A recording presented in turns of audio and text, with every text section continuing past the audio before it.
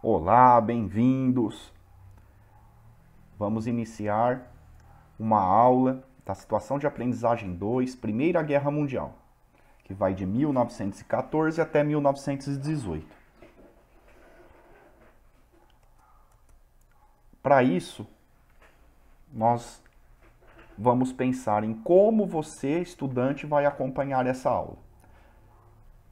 Primeiro, vá para o local que definiu como seu santuário dos estudos. Por que santuário? Porque é um lugar onde você reservou para estudar. Tem que ser um local calmo, na medida do possível, livre de interrupções, com um horário agendado, pré-estabelecido e conversado com todo mundo dentro de casa. Tem que ter bastante disciplina para ter esse tipo de comportamento. Segundo ponto, se ainda não definiu, pense e crie antes de continuar. Então, se você não tem o seu santuário de estudos, pause esse vídeo, pense, crie um, aí você volta para o vídeo, senão não vai adiantar muita coisa. Bom, se você já criou, vamos continuar.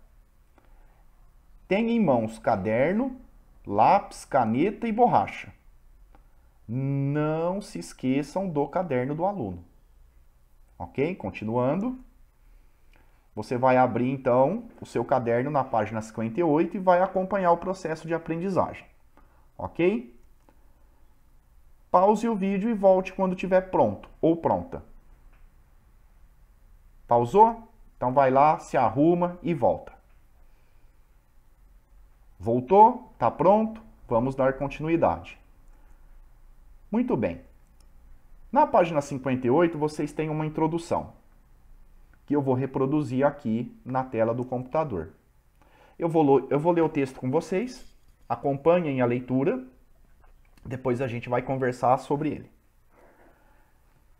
O historiador Nicolau Shevchenko utiliza uma imagem bastante interessante para pensarmos o mundo hoje e nossa relação com a tecnologia.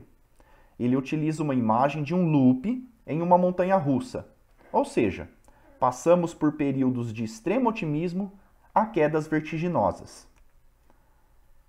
Tá, nós temos aqui a representação, então, da montanha-russa.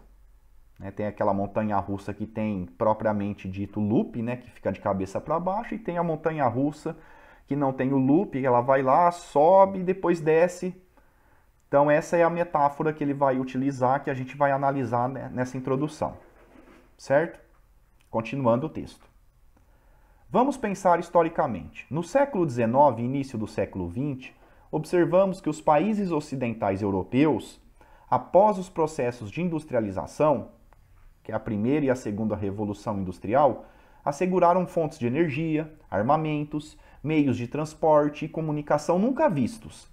Mas de repente, numa derrocada, percebeu-se que toda essa tecnologia poderia gerar destruição e mortes em massa. Chegamos à Grande Guerra Mundial. Shevchenko afirma que hoje estaríamos no novo topo dessa montanha-russa, agenciada pela tecnologia, pois os espaços não são mais os mesmos e perdemos a referência do tempo. Ao sairmos da montanha-russa, aturdidos, desordenados, percebemos o que significa esse passeio. Não há como sair dele quando em movimento. Estamos expostos aos seus riscos e forças que nos conduzem a algum lugar. Qual seria esse lugar? Vamos pensar juntos. O que o Shevchenko quis dizer com tudo isso, com toda essa metáfora? Galera, a metáfora do Shevchenko pode ser pensada da seguinte forma. Primeiro, temos a montanha-russa, que por si só é irregular. Ela é formada por subida, descidas, momentos de calmaria. Cada período histórico pode ser observado dessa forma. Subidas, que é o otimismo, e as descidas, que são os momentos traumáticos.